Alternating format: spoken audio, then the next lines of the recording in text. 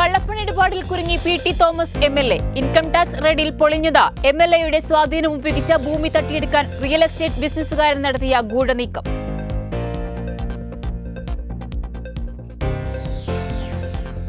എം.എൽ.എയുടെ നേതൃത്വത്തിൽ നടന്നത് കോടികൾ മൂല്യമുള്ള ഭൂമി നിസ്സാര വിലയ്ക്ക് തട്ടിയെടുക്കാനുള്ള നീക്കം. 2 കോടി രൂപ മതിപ്പ് വിലയുള്ള ഭൂമി വെറും 80 ലക്ഷം രൂപയ്ക്ക് കൈമാറ്റം ചെയ്യാൻ നീക്കം.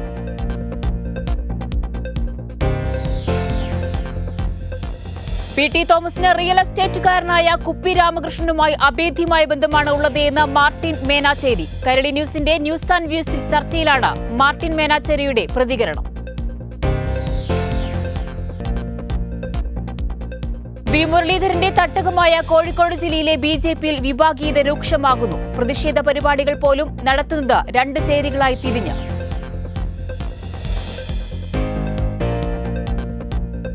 ശബരിമലയിൽ തുലാമാസ പൂജയ്ക്ക് ഒരു ദിവസം 250 പേർക്ക് വീതം ദർശനം. തീർത്ഥാടകർക്ക് കോവിഡ് നെഗറ്റീവ് സർട്ടിഫിക്കറ്റ് നിർബന്ധം. മറ്റ് സംസ്ഥാനങ്ങളിൽ നിന്ന് വരുന്നവർ കോവിഡ് ജാഗ്രതാ പോർട്ടലിൽ രജിസ്റ്റർ ചെയ്യണം.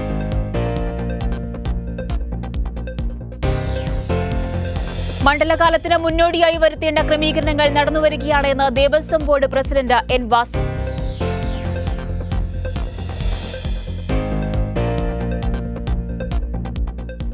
പാരിജാതത്തിന്റെ സുഗന്ധം പരത്തി ഹൈറേഞ്ചിൽ ചൈനീസ് ബാംബു പൂവിട്ടു. അപൂർവമായി മാത്രം പൂക്കാറുള്ള ചൈനീസ് ബാംബുവെന്ന വിളിപ്പേരുള്ള ലക്കി ബാംബു പൂവിട്ടത് ഇടുക്കി നെടുങ്കണ്ടത്ത്.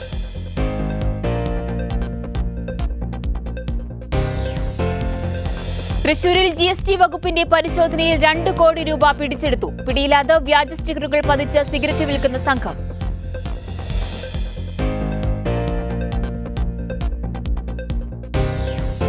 കാസർകോട്ട് 2 കോടി രൂപയുടെ ചന്ദനം കള്ളക്കടത്ത് പിടികൂടിയ സംഭവത്തിൽ വനവകുപ്പ് അന്വേഷണം. കേസിൽ കൂടുതൽ പേർ പ്രതികളായേക്കും. ഇതുവരെ കേസിൽ അറസ്റ്റിലായത് ഒരാൾ.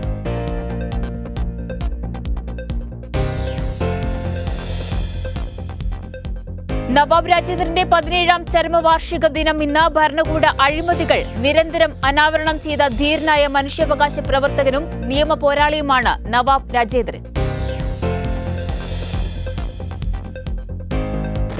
ഹയർ സെക്കൻഡറി പ്രവേശനത്തിൽ സപ്ലിമെന്ററി അലോട്ട്മെന്റ് ഇന്ന് നടക്കും. ഹയർ സെക്കൻഡറിയുടെ മുഖ്യ അലോട്ട്മെന്റിൽ അപേക്ഷിച്ചിട്ടും അലോട്ട്മെന്റ് ലഭിക്കാതിരുന്നവർക്കും ഇതുവരെയും അപേക്ഷ നൽകാൻ കഴിയാതിരുന്നവർക്കുമാണ് സപ്ലിമെന്ററി അലോട്ട്മെന്റ്. അന്തരിച്ച കേന്ദ്രമന്ത്രി രാംവിലാസ് പാസ്വാന്റെ സംസ്കാരം ഇന്ന്. പട്നയിലെ ജനാർദ്ദൻ ഘട്ടിലാണ് സംസ്കാര ചടങ്ങ്.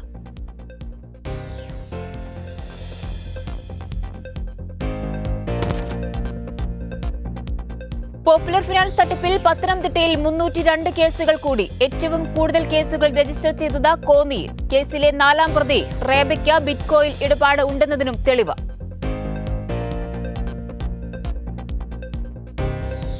കോവിഡ് പ്രതിരോധ പ്രവർത്തനങ്ങളിൽ വേറിട്ട ഇടപെടലുമായി വയനാട്ടിലെ ഡിവൈഎഫ്ഐ പ്രവർത്തകർ. കോവിഡ് മുക്തരായവരുടെ പ്ലാസ്മ ഡൊണേഷൻ ക്യാമ്പ് സംഘടിപ്പിച്ചു. മണ്ണന്തല ഗവൺമെന്റ് പ്രസിന്റെ പുതിയ മൾട്ടി കളർ വെബ് ഓഫ്സെറ്റ് മെഷീന്റെ ഉദ്ഘാടനം ഇന്ന്. ഉദ്ഘാടനം മുഖ്യമന്ത്രി നിർവഹിക്കും.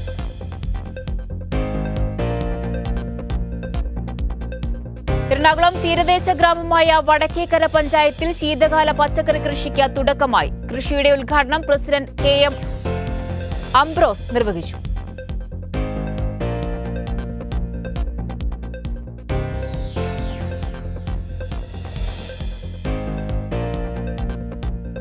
സംസ്ഥാനത്ത് ഇന്നലെ 9250 പേർക്ക് കോവിഡ്-19. ഇന്നലത്തേത് ഏറ്റവും ഉയർന്ന രോഗമുക്തി നിരക്ക്. 8048 പേർക്ക് രോഗമുക്തി. 8215 പേർക്ക് സമ്പർക്കത്തിലൂടെ രോഗബാധ. 757 പേരുടെ സമ്പർക്ക ഉറവിടം വ്യക്തമല്ല.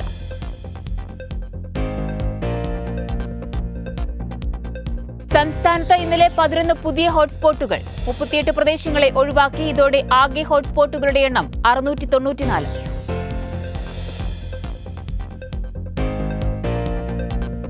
സംസ്ഥാനത്തെ എല്ലാ പൊതുവിദ്യാലയങ്ങളും ഹൈടെക് ആയതിന്റെ ഔദ്യോഗിക പ്രഖ്യാപനം ഒക്ടോബർ 12 രാവിലെ 11 മണിക്ക് മുഖ്യമന്ത്രി പിണറായി വിജയൻ വീഡിയോ കോൺഫറൻസ് വഴി നടത്തും.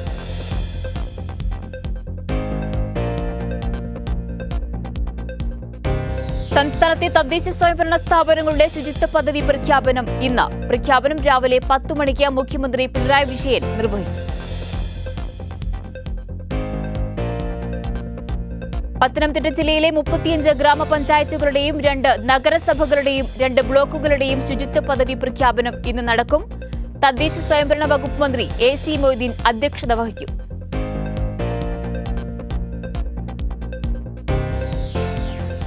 കണ്ണൂർ ജില്ലയിൽ ശുചിത്വ പദവി നേടിയ 47 പഞ്ചായത്തുകളുടെയും 5 നഗരസഭകളുടെയും ഔദ്യോഗിക ശുചിത്വ പദവി പ്രഖ്യാപനവും അവാർഡ് ദാനവും ഇന്ന് നടക്കും. പ്രാദേശിക തലത്തിൽ നടക്കുന്ന ചടങ്ങുകളിൽ തദ്ദേശ ഭരണ സ്ഥാപന മേധാവികൾക്ക് സാക്ഷ്യപത്രവും മൊമന്റോകളും കൈമാറും. MG സർവകലാശാല സ്റ്റാർട്ടപ്പ് സംരംഭങ്ങളെ പ്രോത്സാഹിപ്പിക്കുന്നതിനായി നിർമ്മിച്ച സ്റ്റുഡൻസ് അമ്യൂണിറ്റീസ് കം ഇൻക്യുബേഷൻ കേന്ദ്രത്തിന്റെ 1ാം ഘട്ടത്തിന്റെ ഉദ്ഘാടനം ഒക്ടോബർ 12-ന്.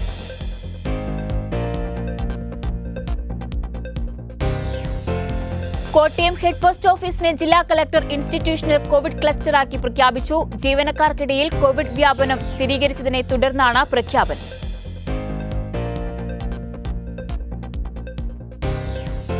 സംസ്ഥാന നിയമ സേവന അതോറിറ്റി ജില്ലയിൽ ഒക്ടോബർ 17-ന് സംഘടിപ്പിക്കുന്ന ഇ-ലോക് അദാലത്തിൽ പരാതികൾ ഇന്നുകൂടി നൽകാം. കോവിഡ് കാരണത്താൽ തീർപ്പാക്കാൻ ആകാതെ കെട്ടിക്കിടക്കുന്ന പരാതികളാണ് അദാലത്തിലൂടെ തീർപ്പാക്കാൻ ശ്രമിക്കുന്നത്.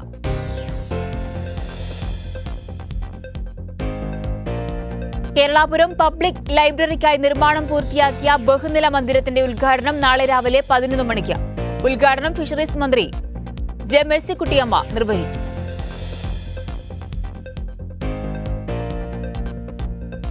IHRDയുടെ നിയന്ത്രണത്തിലുള്ള കുണ്ടറ കോളേജ് ഓഫ് അപ്ലൈഡ് സയൻസിൽ നിർമ്മാണം പൂർത്തീകരിച്ച പ്രധാന ബ്ലോക്കിന്റെ 2ാം നില ഒക്ടോബർ 12-ന് വൈകിട്ട് 3:30-ന് മുഖ്യമന്ത്രി പിണറായി വിജയൻ വീഡിയോ കോൺഫറൻസിലൂടെ നിർവഹിക്കും.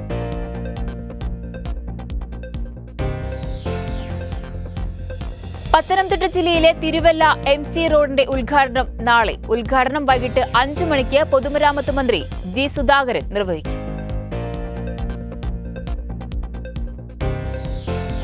പത്തനംതിട്ട ജില്ലയിലെ പോപ്പുലർ ഫിനാൻസിന്റെ സ്ഥാപനങ്ങൾ അടച്ചുപൂട്ടുന്നതിനും സ്വർണവും മറ്റ് ആസ്തികളും അറ്റാച്ച് ചെയ്യുന്നതിനും ജില്ലാ കളക്ടർ PB നൂഹ് ഉത്തരവിട്ടു.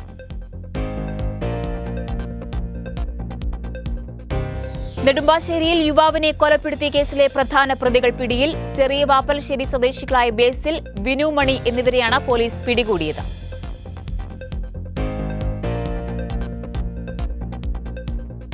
ഡിവൈഎഫ്ഐയുടെ നേതൃത്വത്തിൽ കോവിഡ് ചികിത്സയ്ക്കായുള്ള പ്ലാസ്മ ദാനത്തിന് തുടക്കമായി. ഒക്ടോബർ 9 ചെഗുവേര രക്തസാക്ഷി ദിനത്തോട് അനുബന്ധിച്ചാണ് കോഴിക്കോട് ജില്ലാ കമ്മിറ്റിയുടെ നേതൃത്വത്തിൽ പ്ലാസ്മ ഡൊണേഷൻ ക്യാമ്പ് സംഘടിപ്പിച്ചത്.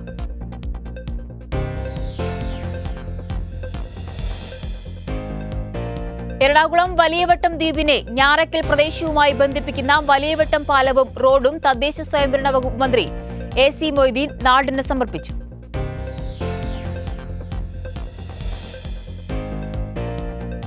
പത്രപ്രവർത്തക യൂണിയൻ കോഴിക്കോട് ജില്ലാ കമ്മിറ്റിയുടെ നേതൃത്വത്തിൽ പ്രതിഷേധ സദസ്സ് നടത്തി. UP പോലീസ് രാജ്യദ്രോഹ കുറ്റത്തിന് തടങ്കലിൽ വെച്ച മലയാളി മാധ്യമപ്രവർത്തകൻ സിദ്ദീഖ് കാപ്പനെ മോചിപ്പിക്കണം എന്ന ആവശ്യമുന്നയിച്ചായിരുന്നു പ്രതിഷേധം.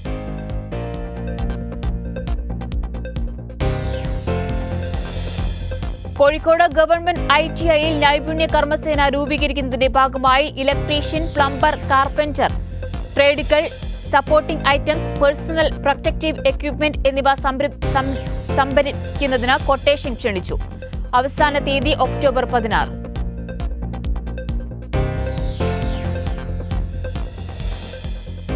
രാജ്യദ്രോഹ കുറ്റത്തിന് തടങ്കലിൽ വച്ച മലയാളി മാധ്യമപ്രവർത്തകരും പത്രപ്രവർത്തക യൂണിയൻ ദില്ലി ഘടകം സെക്രട്ടറിയുമായ സിദ്ദീഖ് കാപ്പനെ മോചിപ്പിക്കണം എന്നാവശ്യപ്പെട്ട് പത്രപ്രവർത്തക യൂണിയൻ ഇടുക്കി ജില്ലാ കമ്മിറ്റിയും പ്രതിഷേധം സംഘടിപ്പിച്ചു.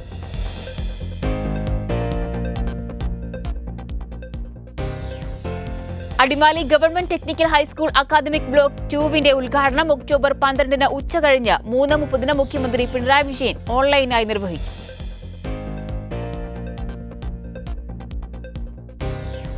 ഡിവൈഎഫ്ഐ വയനാട് ജില്ലാ കമ്മിറ്റി ഓഫീസ് യൂത്ത് സെന്റർ നിർമ്മാണത്തിന് അഖിലേന്ത്യാ പ്രസിഡന്റ് മുഹമ്മദ് റിയാസ് ശിലാസ്ഥാപനം നിർവഹിച്ചു. കൽപ്പറ്റയിലാണ് ജില്ലാ കമ്മിറ്റി ഓഫീസ് പുതുക്കിപ്പണിയുന്നത്. വയനാട്ടിൽ ഡിവൈഎഫ്ഐയുടെ നേതൃത്വത്തിൽ കോവിഡ്-19 മുക്തരായവരുടെ പ്ലാസ്മ ഡൊണേഷൻ ക്യാമ്പ് സംഘടിപ്പിച്ചു. ജില്ലാ ആശുപത്രിയുടെ സഹകരണത്തോടെയാണ് ക്യാമ്പ് സംഘടിപ്പിച്ചത്.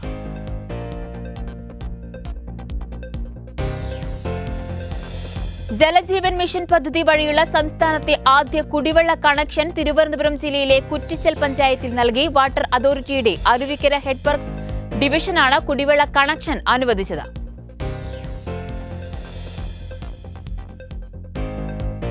ഹയർ സെക്കൻഡറി പ്രവേശനത്തിൽ സപ്ലിമെന്ററി അലോട്ട്മെന്റ് ഇന്ന്. ഹയർ സെക്കൻഡറിയുടെ മുഖ്യ അലോട്ട്മെന്റിൽ അപേക്ഷിച്ചിട്ടും അലോട്ട്മെന്റ് ലഭിക്കാതിരുന്നവർക്കും ഇതുവരെയും അപേക്ഷ നൽകാൻ കഴിയാതിരുന്നവർക്കുമാണ് സപ്ലിമെന്ററി അലോട്ട്മെന്റ്. SSLC സേ പരീക്ഷ പാസ്സായവരെയും പരിഗണിക്കും.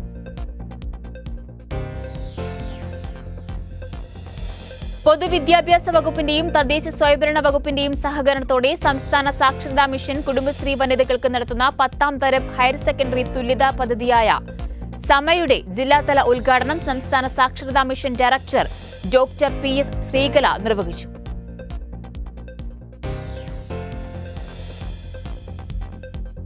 പൈനാവിൽ പ്രവർത്തിക്കുന്ന ഇടുക്കി സർക്കാർ എഞ്ചിനീയറിംഗ് കോളേജിൽ സിവിൽ എഞ്ചിനീയറിംഗ് വിഭാഗത്തിൽ ഒഴിവുള്ള അസിസ്റ്റന്റ് പ്രൊഫസർ തസ്തികയിലേക്ക് ദിവസവേതന അടിസ്ഥാനത്തിൽ നിയമനത്തിന് അപേക്ഷ ക്ഷണിച്ചു.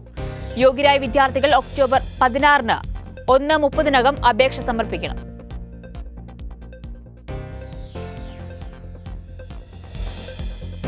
മണ്ണന്തല ഗവൺമെന്റ് പ്രസിന്റെ പുതിയ മൾട്ടി കളർ വെബ് ഓഫ്സെറ്റ് മെഷീന്റെ ഉദ്ഘാടനം ഇന്ന് മുഖ്യമന്ത്രി പിണറായി വിജയൻ നിർവഹിക്കും. പ്രസിന്റെ ISO സർട്ടിഫിക്കറ്റ് പ്രഖ്യാപനവും മുഖ്യമന്ത്രി നടത്തും.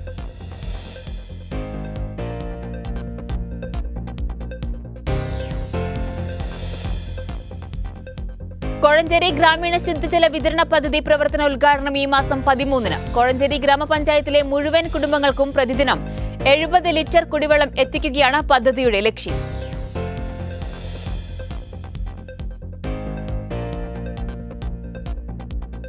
ശബരിമല സേഫ് സോൺ പദ്ധതി പുതുക്കുന്നതിന് RTOയ്ക്ക് നിർദ്ദേശം നൽകി. പത്തനംതിട്ട ജില്ലാ കളക്ടർ PB നൂഹിന്റെ അധ്യക്ഷതയിൽ കളക്ടറേറ്റിൽ ചേർന്ന ജില്ലാ റോഡ് സുരക്ഷാ കൌൺസിൽ യോഗം ആണ് നിർദ്ദേശം നൽകിയത്.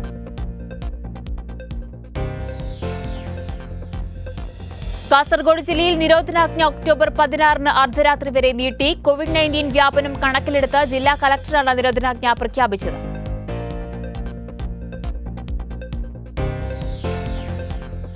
കൊല്ലം പാട്ടുപുരയ്ക്കൽ ഏലാ സമിതിയുടെ കൊയ്ത്തുത്സവം കൊട്ടാരക്കര ബ്ലോക്ക് പഞ്ചായത്ത് പ്രസിഡന്റ് ശശികുമാർ ഉദ്ഘാടനം ചെയ്തു. ഏലാ സമിതി പ്രസിഡന്റ് വിജയകുമാർ അധ്യക്ഷനായിരുന്നു. 75 ഏക്കറിലാണ് കൃഷി.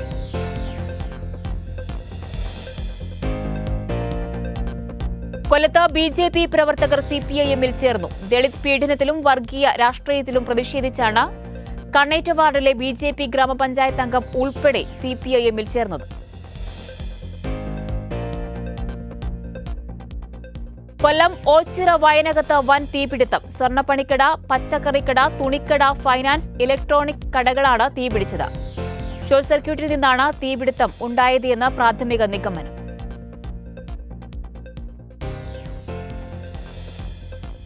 ഇന്ത്യയുടെ ആന്റി റേഡിയേഷൻ മിസൈലായ രുദ്രം 1ന്റെ പരീക്ഷണം വിജയകരമായി പൂർത്തിയായി.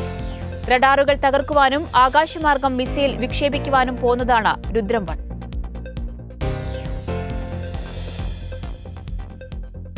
അസമിൽ കോൺഗ്രസ് MLA രാജ്ദീപ് ഗോവാലയെ 6 വർഷത്തേക്ക് പാർട്ടിയിൽ നിന്ന് പുറത്താക്കി. നടപടി BJPയുമായി ബന്ധമുണ്ട് എന്ന ആരോപണത്തെ തുടർന്ന്.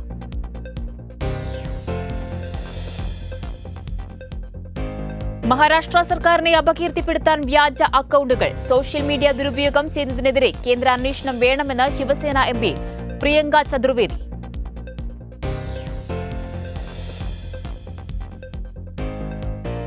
കർഷക പ്രക്ഷോഭം സംബന്ധിച്ച ട്വീറ്റ് കങ്കണ റണാവത്തിനെതിരെ കേസെടുക്കാൻ കോടതി നിർദ്ദേശം. നടപടി അഭിഭാഷകനായ രമേശ് നായിക്കിന്റെ ഹർജിയിൽ.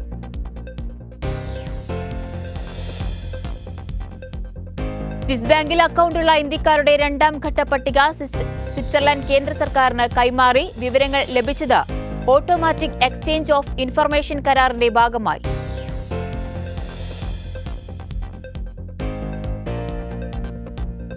ട്യൂബിലേക്ക് ഊതിയാൽ കോവിഡ്-19 രോഗബാധ കണ്ടെത്തുന്ന പുത്തൻ സാങ്കേതിക വിദ്യ വികസിപ്പിക്കുന്നതിന്റെ ചർച്ചയിൽ ഇന്ത്യയും ഇസ്രയേലും. ഏറ്റവും ലളിതവും ദ്രുതഗതിയിൽ കൃത്യമായ ഫലം ലഭിക്കുന്നതുമായ സാങ്കേതിക വിദ്യയാണിത്.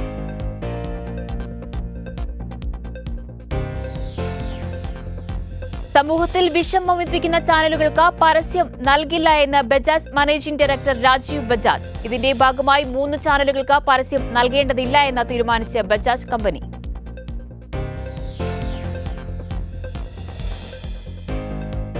മഹാരാഷ്ട്രയിൽ കോവിഡ് ബാധിതർ 15 ലക്ഷം കടന്നു. 12,134 പേർക്ക് കൂടി പുതിയതായി രോഗം സ്ഥിരീകരിച്ചു.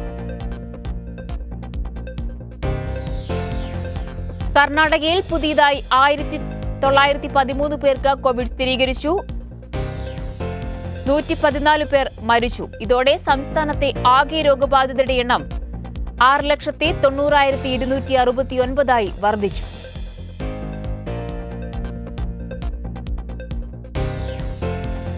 തമിഴ്നാട്ടിൽ രോഗബാധിതർ 6,46,128 ഇന്ന് 5,185 പേർക്ക് കോവിഡ് സ്ഥിരീകരിച്ചു. 68 മരണം കൂടി റിപ്പോർട്ട് ചെയ്തു.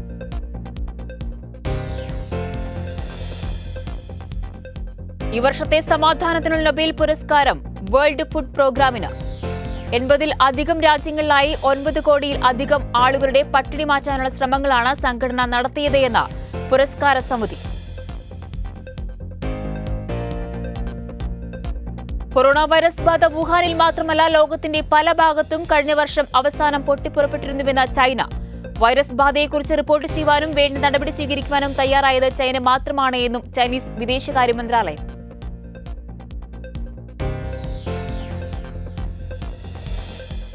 ലോകാരോഗ്യ സംഘടന രൂപവൽക്കരിച്ച കോവാക്സ് സഖ്യത്തിൽ ചൈനയും ചേർന്നു. ഇത് സംബന്ധിച്ച കരാറിൽ വ്യാഴാഴ്ച ഒപ്പുവെച്ചതായി ചൈനീസ് വിദേശ മന്ത്രാലയം. കോവിഡ് വാക്സിൻ വിതരണത്തിൽ വേർതിരിവുകളും ഉച്ചനീചത്വങ്ങളും ഒഴിവാക്കാൻ ലക്ഷ്യമിട്ടാണ് സഖ്യം. യുഎസിലെ മിഷിഗൺ സംസ്ഥാനത്തെ ഗവർണറെ തട്ടിക്കൊണ്ടുപോകാൻ പദ്ധതിയിട്ട സംഘത്തെ FBI അറസ്റ്റ് ചെയ്തു.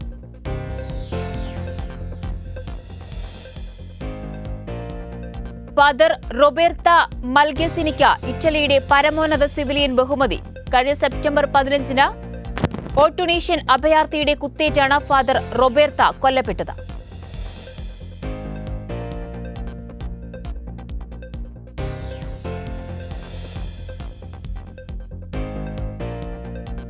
നാഗോർണോ കറാബാഖ് പ്രദേശത്തെ ചൊല്ലിയുള്ള സൈനിക ഏറ്റുമുട്ടൽ അവസാനിപ്പിക്കുന്നതിന് ചർച്ച. ഇരു രാജ്യങ്ങളിലെയും വിദേശകാര്യമന്ത്രിമാർ റഷ്യൻ തലസ്ഥാനമായ മോസ്കോയിൽ ചർച്ച നടത്തും.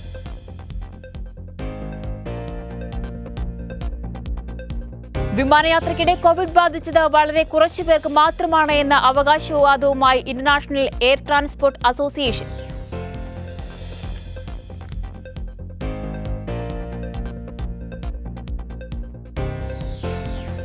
വരുന്ന പ്രസിഡന്റ് തെരഞ്ഞെടുപ്പിൽ ഡെമോക്രാറ്റിക് സ്ഥാനാർത്ഥി ജോ ബൈഡൻ വിജയിച്ചാൽ 1 മാസത്തിനുള്ളിൽ വൈസ് പ്രസിഡന്റായ കമല ഹാരിസ് അധികാരം പിടിച്ചെടുക്കുമെന്ന് പ്രസിഡന്റ് ഡൊണാൾഡ് ട്രംപ്.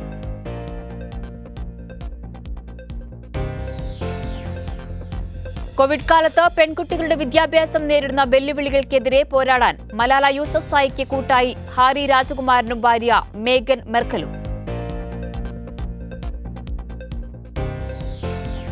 അടുത്ത മാസത്തോടെ 12 രാജ്യങ്ങളിലേക്കുള്ള യാത്രാവിലക്ക് നീക്കാനൊരുങ്ങി Japan. Indonesia, China, Australia, New Zealand, ദക്ഷിണ കൊറിയ, വിയറ്റ്നാം, മലേഷ്യ, തായ്വാൻ അടക്കമുള്ള രാജ്യങ്ങളിലേക്കുള്ള യാത്രാവിലക്കാണ് പിൻവലിക്കുക. ഷാർജ രാജ്യാന്തര പുസ്തകമേള നവംബർ 4 മുതൽ 14 വരെ. മേള നടക്കുക കോവിഡ് ആരോഗ്യ മാനദണ്ഡങ്ങൾ പാലിച്ച്.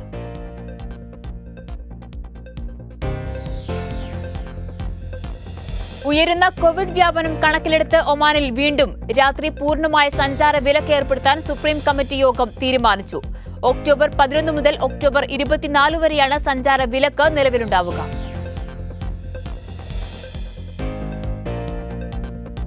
കോവിഡ് ടെസ്റ്റ് നടത്തിയില്ലെങ്കിൽ പിഴ.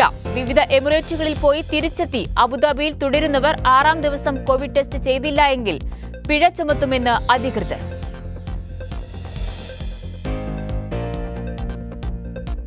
IT മന്ത്രി സയ്യിദ് ബിൻ ഹമൂദ് ബിൻ സയ്യിദുമായി ഇന്ത്യൻ അംബാസിഡർ മുനു മഹാവർ കൂടിക്കാഴ്ച നടത്തി. കൂടിക്കാഴ്ചയിൽ ഗതാഗത വാർത്താവിനിമയ IT മേഖലകളിലെ സഹകരണം വർദ്ധിപ്പിക്കുന്നത് അടക്കം വിഷയങ്ങൾ ചർച്ച ചെയ്തു.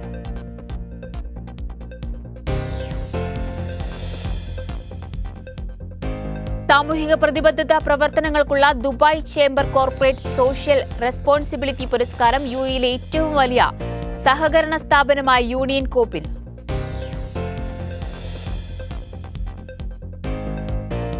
യുഎഇയിൽ കോവിഡ് കേസുകൾ വർദ്ധിക്കുന്നു. ഇന്നലെ 1075 പേർക്ക് കോവിഡ്. 4 മരണം. സൗദിയിലും ഖത്തറിലും കോവിഡ് കുറയുന്നതായി റിപ്പോർട്ട്.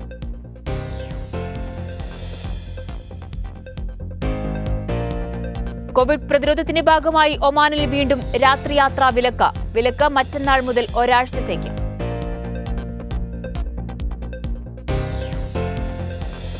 ഉംറ തീർത്ഥാടകർക്കിടയിൽ കൊറോണ ബാധ സംശയിക്കുന്നവരെ ഐസൊലേഷനിലേക്ക് മാറ്റും. ഹറമിൽ 4 ഐസൊലേഷൻ കേന്ദ്രങ്ങൾ സജ്ജീകരിച്ചതായി ഹംറകാര്യ വകുപ്പ് വക്താവ് ഹാനി ഹൈദർ.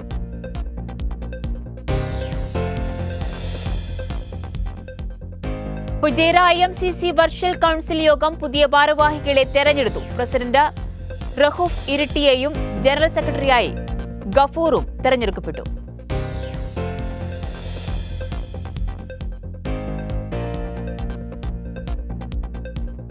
സൗദിയിലെ സൂപ്പർ മാർക്കറ്റുകളിലും ഹൈപ്പർ മാർക്കറ്റുകളിലും അടുത്ത വർഷം മുതൽ സ്വദേശീവൽക്കരണം നടപ്പാക്കും. സൗദിയിലെ വിവിധ ഭാഗങ്ങളിലുള്ള സൂപ്പർ മാർക്കറ്റുകളിൽ 10,000-ഓളം പേരാണ് ജോലി ചെയ്യുന്നത്.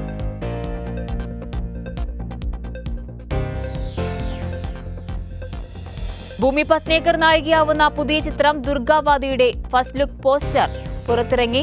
OTT പ്ലാറ്റ്ഫോമായ ആമസോണിൽ ഡിസംബർ 11-ന് ചിത്രം റിലീസ് ചെയ്യും. വിവാദ പരാമർശവുമായി നടൻ വിജയ് ദേവർകൊണ്ട. സ്വേച്ഛാധിപത്യമാണ് നല്ലത് എന്നും എല്ലാവരെയും വോട്ട് ചെയ്യാൻ അനുവദിക്കില്ല എന്നും നടൻ ഓൺലൈൻ ചാനലിന് നൽകിയ അഭിമുഖത്തിൽ നീക്കം ചെയ്ത ഭാഗങ്ങളാണ് വിവാദമായിരിക്കുന്നത്.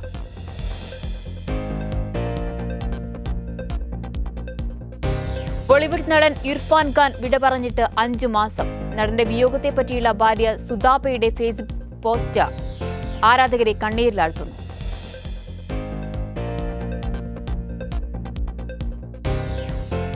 സൈബറിടങ്ങളിൽ സ്ത്രീകൾക്കെതിരെയുള്ള അതിക്രമങ്ങൾക്കെതിരെ ക്യാമ്പയിനുമായി women in cinema collective. Refuse the abuse എന്ന ഹാഷ്ടാഗുമായി ക്യാമ്പയിന് തുടക്കം.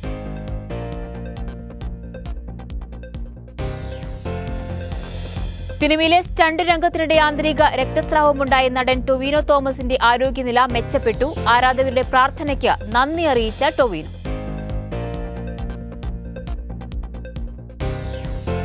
തമിഴിൽ രാഘവ ലോറൻസ് നായകനായി അഭിനയിച്ച് സംവിധാനം ചെയ്ത് വൻ വിജയം നേടിയ കാഞ്ചനയുടെ Hindi remake Laxmi bomb trailer എത്തി. അക്ഷയ് കുമാർ നായകനാകുന്ന സിനിമ ലോറൻസ് തന്നെയാണ് ഹിന്ദിയിലും ഒരുക്കിയിരിക്കുന്നത്.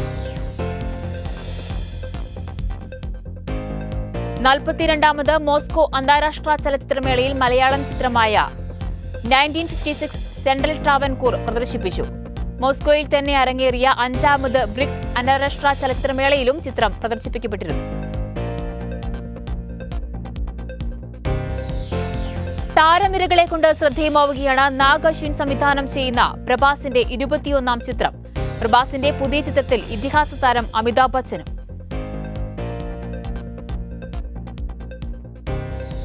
ജനശ്രദ്ധ നേടി കുവൈറ്റിലെ പ്രവാസികൾ ചിത്രീകരിച്ച ബെഡ് കോഫി ഹ്രസ്വ ചിത്രം. അനിൽ സക്രിയ രചിച്ച് സംവിധാനം ചെയ്ത ഈ ചിത്രം പൂർണ്ണമായും ചിത്രീകരിച്ചത് കുവൈറ്റിലാണ്.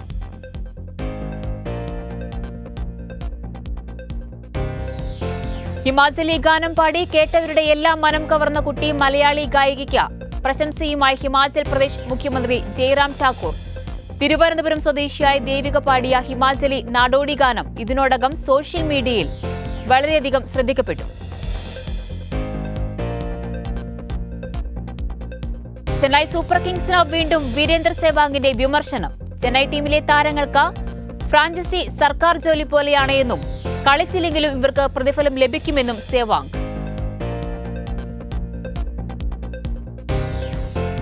IPLൽ ഇന്ന് കിങ്സ് 11 പഞ്ചാബ് കൊൽക്കത്ത നൈറ്റ് റൈഡേഴ്സിനെ നേരിടും. അവസാന സ്ഥാനക്കാരായ പഞ്ചാബിന് ഇന്ന് നിർണായകം. മത്സരം വൈകിട്ട് 7:30 അബുദാബി ഷെയ്ഖ് സയ്യിദ് സ്റ്റേഡിയത്തിൽ. കേരള മുൻ രഞ്ജി ട്രോഫി താരം സുരേഷ് കുമാർ അന്തരിച്ചു. രാഹുൽ ദ്രാവിഡ് ക്യാപ്റ്റനായിരുന്ന അണ്ടർ-19 ടീമിൽ അംഗമായിരുന്നു.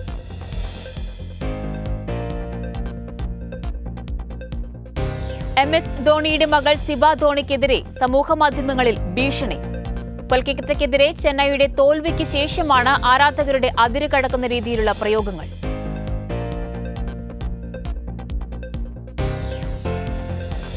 IPL-ൽ ഏത് ടീമും സ്വന്തമാക്കാൻ കൊതിക്കുന്ന ബൌളറാണ് സൺറൈസേഴ്സ് ഹൈദരാബാദിന്റെ റാഷിദ് ഖാൻ എന്ന സുനിൽ ഗവാസ്കർ. IPL 13-ാം സീസണിൽ മികച്ച പ്രകടനം തുടരുന്ന താരത്തിനാണ് മുൻ താരത്തിന്റെ പ്രശംസ.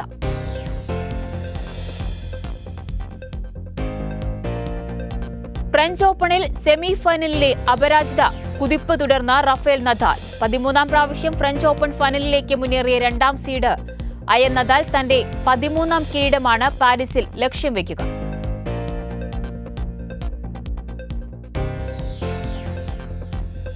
ഭാവി വാഗ്ദാനങ്ങൾക്ക് കേരള ബ്ലാസ്റ്റേഴ്സ് പ്രീ സീസൺ ടീമിലേക്ക് സ്ഥാനക്കയറ്റം. ശ്രദ്ധേയമായ സീസൺ പൂർത്തിയാക്കിയവർക്കാണ് ക്ലബിന്റെ ആദ്യ ടീമിൽ ഇടം നേടാൻ യോഗ്യരാണെന്ന് തെളിയിക്കാനുള്ള അവസരം ഇപ്പോൾ ലഭിക്കുക.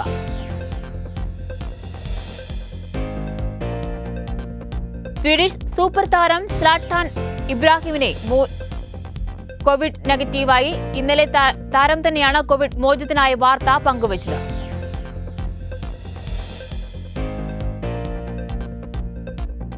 ISL-ലേക്ക് എത്തുന്ന ഈസ്റ്റ് ബംഗാൾ പരിശീലകനെ തീരുമാനിച്ചു. ലിവർപൂളിനു വേണ്ടി ഗോളടിച്ച് കൂട്ടിയിട്ടുള്ള ഇതിഹാസം റോബി ഫൗളറാണ് ഈസ്റ്റ് ബംഗാളുമായി കരാർ ഒപ്പുവച്ചത്.